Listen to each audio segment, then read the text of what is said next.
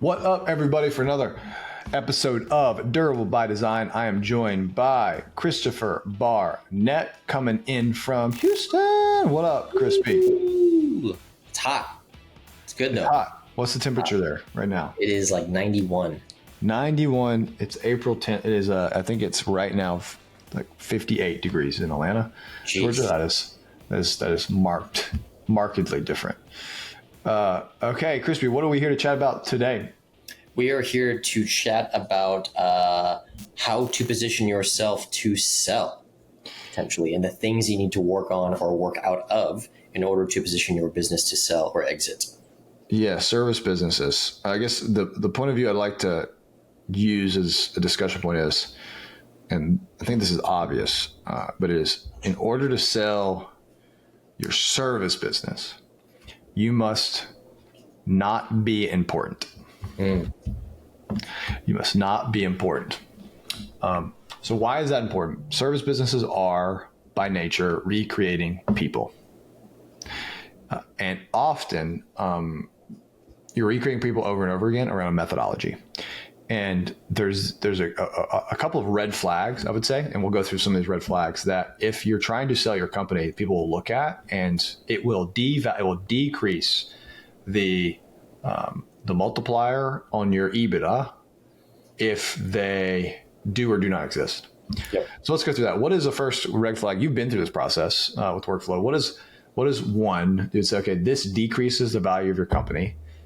If someone's coming and looking at it. You got a couple of quotes as you're going through, right? And so yeah, I think I got a total of like 6 over the course of like 6 months or 8 months. Yeah. So just walk through, what are like your experience here? Give me top 3 that people are thinking about as they're doing it. Yeah, top 3, and this is pretty universal across. Like if we're talking about the HubSpot use case, you're going to get asked, how are you delivering services? They're basically trying to sniff out if you are delivering services as a founder.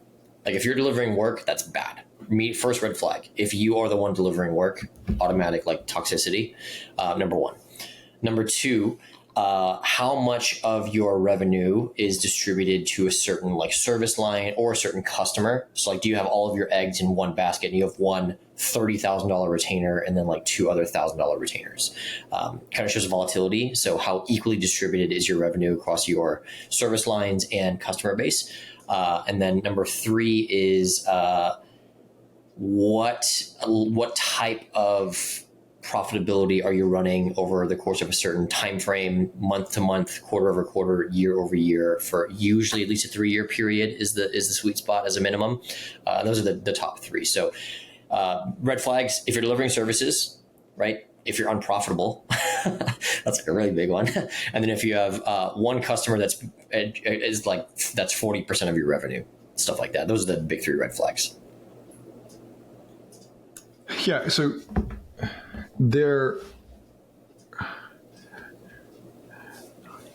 yes. So on this premise of, if I had to give someone the piece of advice, what should they do in order to be more sellable?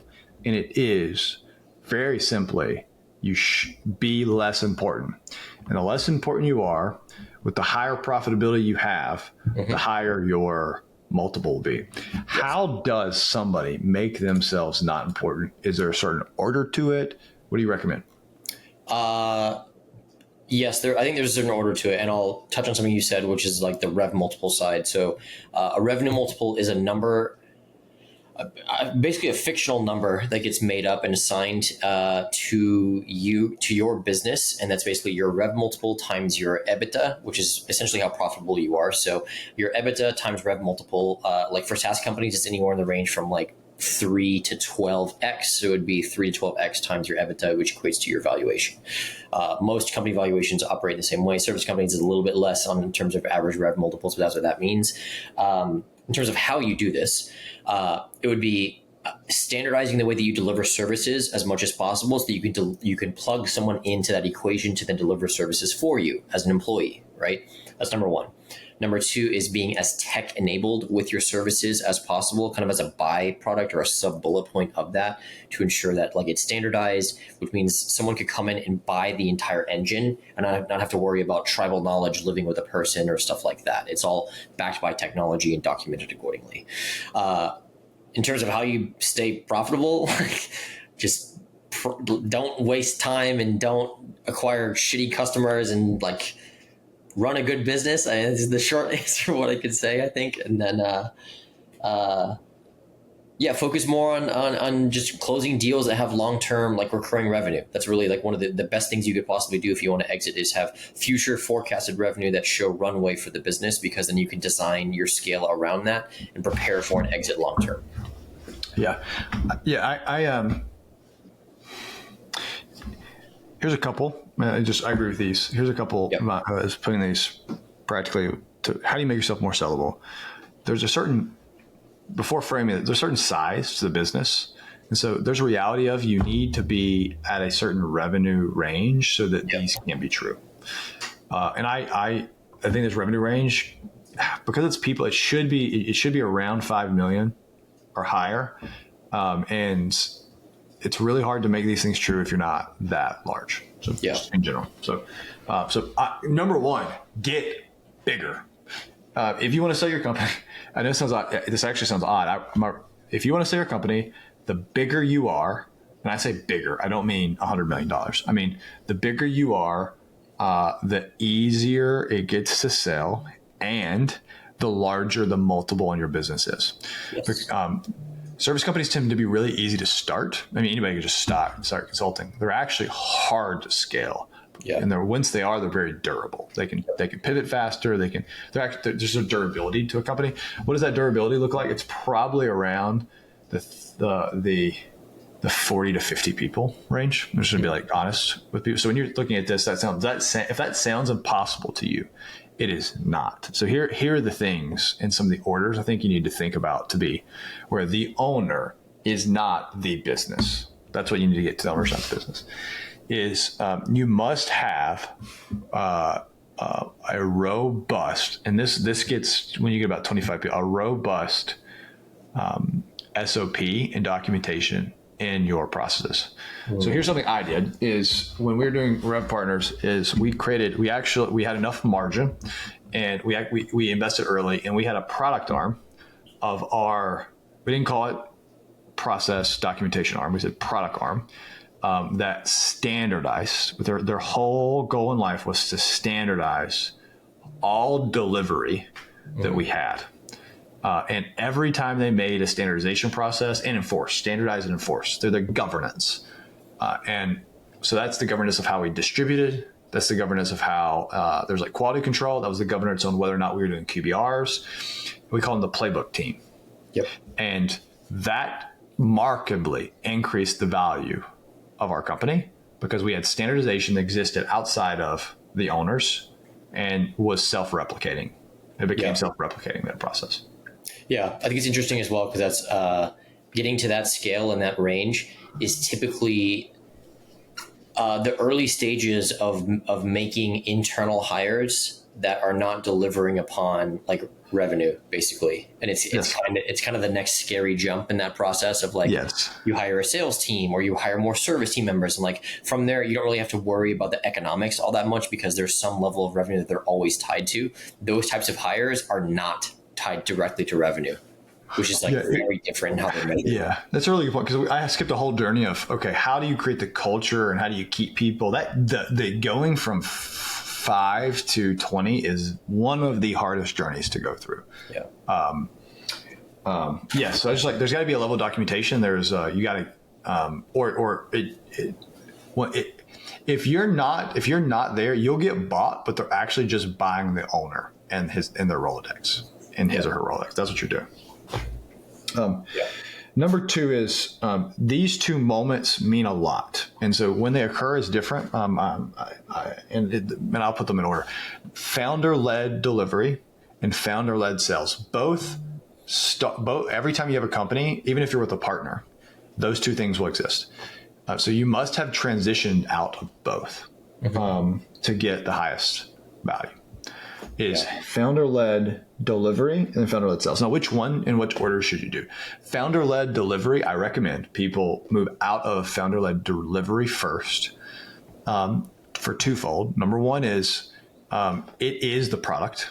It is the hardest thing to move out of, in my opinion. Well, not the hardest, but it's the thing that gets the most value, and so it's the thing that will force you to create documentation. It's the thing that's going to force you to start creating quality because people are buying a product. That product is you, and so you have to recreate yourself. And so getting out of that is painful. You will never have margin in life. You're going to be spending 20 hours working a day. And it will for 6 months or a year, and you just gotta buckle up, pony up, or you're never gonna get through it. Get through founder-led delivery into delivery-led delivery. And if you never do that, your company's not worth anything. Yeah, I agree, and I think it's interesting as well because like you're talking about the margin piece. When you're getting out of margin or when you're getting out of founder-led delivery, it may be the first time you're actually calculating margin. Because your time may not be factored into how you're currently evaluating customers now. Because you're like, yeah, I'm a founder. I'll just fucking burn the moonlight if I want to, or whatever it is. So it could be the first time you're ever managing that, which is like something to consider. Now, if you're doing that, is you need to, before you do that, understand how you measure your profitability of your customers, of your service line, of your business as a whole. Without you being in it. Yeah, and there's you can have strategic things like, but there's nuance to this. And what I mean by nuance is, I kept one client until 50 people. And the reason I did is because I wanted to know what it was like to receive the playbooks and the governance. And it was my way of keeping quality of the playbook documentation team, not the other way around. So you can make some strategy decisions, but that was not founder-led delivery, right? Yeah. I was a cog. That's interesting. Yeah, I did it in a different way. I started with handing off simple use case customers to other team members that I could plug into the system and they can go and service them. I kept the more enterprise ones until the other team members were upskilled enough to be able to take this on, and I kind of just slowly drip the customers off of my plate, but held on to the most important ones until the very end. Yeah, this gets to how do you do the 5 to 20, 25 range, which I think is a whole nother series in itself. Yeah. Which is, do you do contractors? Do you hire expensive people? How do you I think it's a whole nother series. And depending on how you do it, you'll do it differently. Like we hired 6K figure people always. So with that's 6K, six-figure employees, 100K plus employees every single time from day one. With I'm going to give you these and we're going to have less documentation so that we can, but it's a strategy. You just have to, it's a strategy and it failed sometimes epically. So you just got to know what you're getting into. So number 2 is the other thing, the big milestone is out of founder-led sales. Now it is almost as hard. Because it's the life, it's the blood of the organization, and it's really difficult because the founder is selling themselves, and delivery is living up to whatever you're talking about here. And so what it means every single time, what it means is you have a methodology that you're talking about that you can sell, and that same methodology is being delivered, and you have a group of people that can, with the same passion, with the same authority, with the same conviction, sell that service and methodology as if it's going to help save someone's life. Because that's what the founders can do. And I found that to be the hardest and most difficult thing to change. And conversion rates go down. You just can't. You can't replicate the founder. Conversion rates go down. So leads have to go up. And it is after operations, sales is that is the second hardest. And that's a whole nother thought. It's a whole nother episode to talk about how to get out of founder-leds, but you have to do that. Yeah, I agree. I think founders have more stake in the game with it, which is why I think it's taken a lot more seriously in the sense of like my conviction when I approach everything is like, this is do or die for me. And so I'm treating every scenario like it's do or die for someone who's doesn't have a stake in the game in the business. Mm-hmm. So I'm not as convicted about this stuff. And so I think it's a combination of operating principles and culture and the way that you scale and stuff like that. I mean, that's again, whole other episode, but totally valid. as I'm thinking about this, almost each one of these we're about to go through, just because time is almost is another episode, but these are the things people are thinking about. And you mentioned it is how tech enabled is. So, okay, you have your delivery system, and let's pretend like you never did sales. You never got out of sales, right? That's okay. They still don't buy you. Is how tech enabled that delivery system is matters at couple multiples, meaning it would be, it's going to add 1, 2, 3 numbers to that multiple, which is big. It's going to multiply bigger. And so when we use tech enabled, we mean I use super, so I can do 2x more work. I built a proprietary system. And so you got I have intellectual property that is mine that makes me deliver something special that has some competitive moat. So that's what they mean by tech enabled. Yes. And service company, I think it's very difficult to find. And that's part of one of the things, the reason it was built is service companies can be tech enabled and thus get a higher return, not just margin to win, margin if it gets sold. Yeah. I think that's the impact moment from this conversation is that exactly, in the sense of you can make the transition from becoming a founder that does not deliver work and be tech enabled all in the same swoop. It can all happen at the same time. Yes. You can move from delivery, and this is why, maybe that's why we have so much traction with the people that are at the 5 and they're now the 2020, now growing larger. That is the point. It is so, I think it's a good point. If you forget to become tech enabled and you're like, hey, we will make a change after you've already left delivery, it is 5x more painful. Yes. Not 1x. It is so hard to come back afterwards and rip and change because you've now codified these systems. It is so painful. I actually know from working, sometimes elite customers for us, elite in the HubSpot ecosystem, the larger they are, the more difficult it is to make the change and the less quickly already gets value of it. Yeah. Just some other ones. And you said this is one of the things that in my experience here was it's very specific. People care about gross margin, and this is the tech enabled. And sometimes those tech enabled should have an effect on your margin in some way. I can do more with less, is what you're saying. Gross margin is my people costed this much, and here's how much it costs, the COGS, for me to deliver the service. And you need to be at a minimum 45% at a minimum. If you're at 50, you're killing it. If you're at 40, you're okay. 45, you can start to demand a little bit higher margins. And that's the proxy for if you're tech enabled or not, is one of the things we're thinking about. And I'd say last is lead distribution matters a lot. And you had you made some other ones, like, is all my money set up for one client? Do I have a diverse client base? So what I like to think of that is that is solved by lead distribution. Because if you have a lot of lead distribution and you have a product, then even if you have one giant client, it'll be fixed. So like, where are your leads coming from? Is it one source? In the same way, if you have one client giving you all the money, that's bad. If you have one source giving you all the leads, that's bad.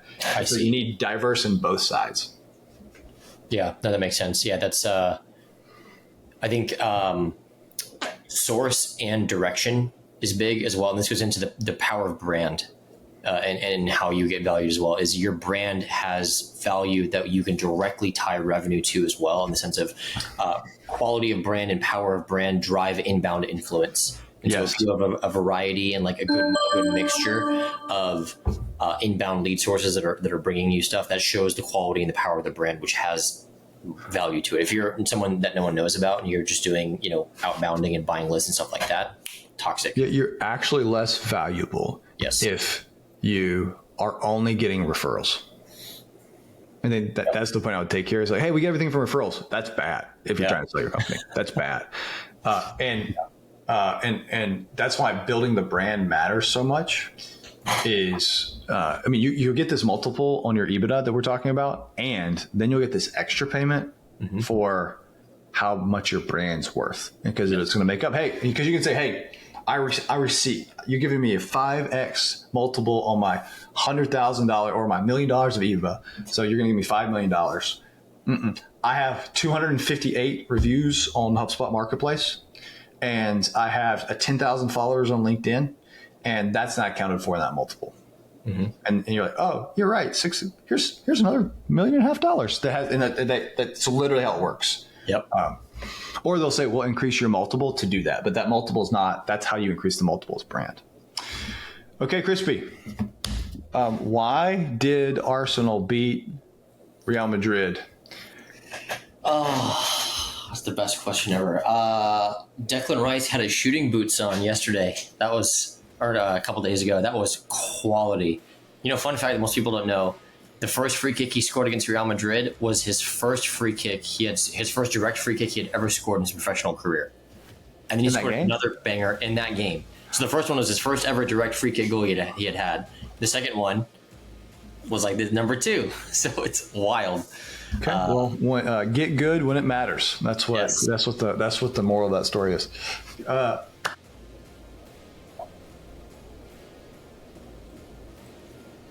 Adios.